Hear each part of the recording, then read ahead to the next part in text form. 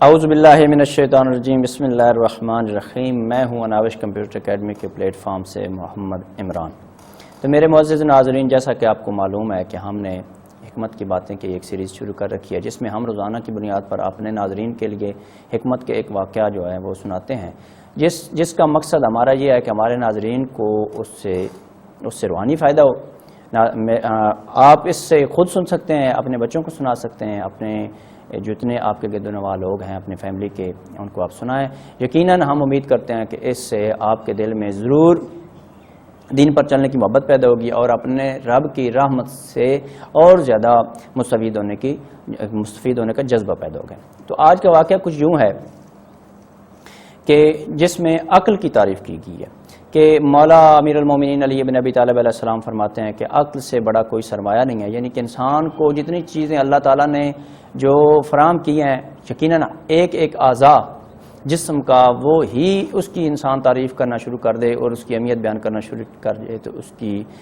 کوئی بیان کر ہی نہیں سکتا، اللہ کی نعمتوں کی کوئی گنتی ہی نہیں کر سکتا۔ لیکن ان سب نعمتوں میں، ان سب جتنے اعضاء ہیں، ان میں جو سب سے بیش بہا قیمتی سرمایہ ہے وہ عقل ہے۔ تو آج کا جو ہمارا واقعہ ہوگا وہ عقل کی اہمیت کے اعتبار سے ہوگا کہ میں نے قصص الانبیاء میں یہ واقعہ پڑھا اور مولا علی علیہ السلام نہج البلاغہ میں بھی اس کا ذکر فرماتے ہیں کہ ایک دفعہ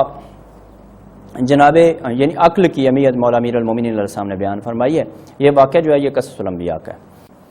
اللہ نے اپنے پیارے فرشتے جناب جبرائیل علیہ السلام کو تین چیزیں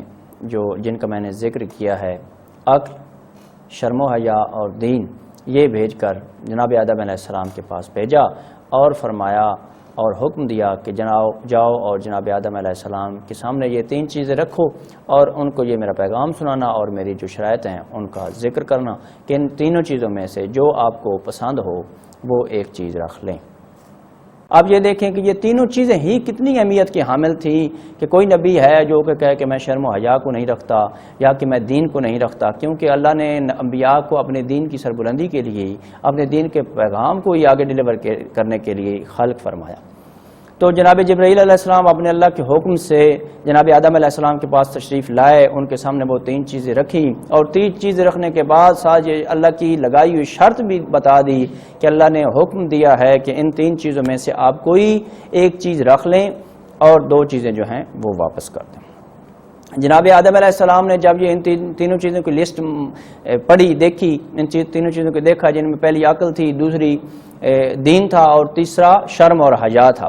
اب آپ سوچیں کہ کوئی نبی جو ہے وہ کیا شرم و حیا کو نہیں رکھے گا، کیا دین کو نہیں رکھے گا، کیا عقل؟ تو جو اس میں سب سے زیادہ اہمیت کی حامل بات ہے وہ یہ ہے کہ جناب آدم علیہ السلام نے عقل کو رکھ لیا اور جناب جبرائیل علیہ السلام سے کہا کہ اگر آپ دونوں چیزیں یہ لے جانا چاہتے ہیں تو آپ واپس لے جائیں۔ تو جیسے ہی جناب جبرائیل علیہ السلام نے جو ہے وہ عقل کو ادھر ٹھہرنے کا حکم دیا اور جو دوسری چیزیں تھی جن میں دین تھا اور شرم و حیا تھی ان کو ساتھ چلنے کا حکم دیا، تو ان چیزوں نے ساتھ چلنے سے انکار کر دیا، یعنی کہ شرم و حیا اور دین نے ساتھ جناب جبرائیل علیہ السلام کے چلنے سے انکار کر دیا اور فرمایا جناب جبرائیل علیہ السلام سے کہ جیسے اللہ نے آپ کو حکم دیا ہے کہ یہ تین چیزیں جناب آدم علیہ السلام کے پاس لے جائیں، ایسے ہی اللہ نے ہم کو بھی ایک حکم دیا تھا کہ اگر جناب آدم علیہ السلام عقل کو اپنے لیے مخصوص کر لیں، عقل کو پسند کر لیں، تو پھر دین اور شرم و حیا تم بھی ادھر ہی جانا۔ تو اس واقعہ سے جو مورلی اور اخلاقی سبق جو حاصل ہوتا ہے بطور انسان، بطور سردار الانبیاء جناب محمد مصطفیٰ صلی اللہ علیہ وسلم کا امتی ہونے کے، وہ یہ ہے کہ عقل اتنا بڑا سرمایہ ہے کہ جہاں پر عقل ہوگا وہاں پر ہی دین ہوگا، وہاں پر ہی شرم و حیا ہوگی۔ بے وقوف آدمی کے پاس نہ تو دین ہوگا نہ ہی اس کے پاس شرم و حیا ہوگی۔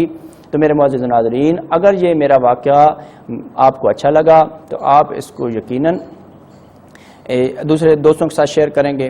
اور ہمارے یوٹیوب چینل اناوش کمپیوٹر اکیڈمی کو ضرور سبسکرائب کریں گے اور بیل کے گھنٹی کو بھی دبا دیں گے، جیسے ہی ہم کوئی نیا واقعہ اپنے معزز ناظرین کے لیے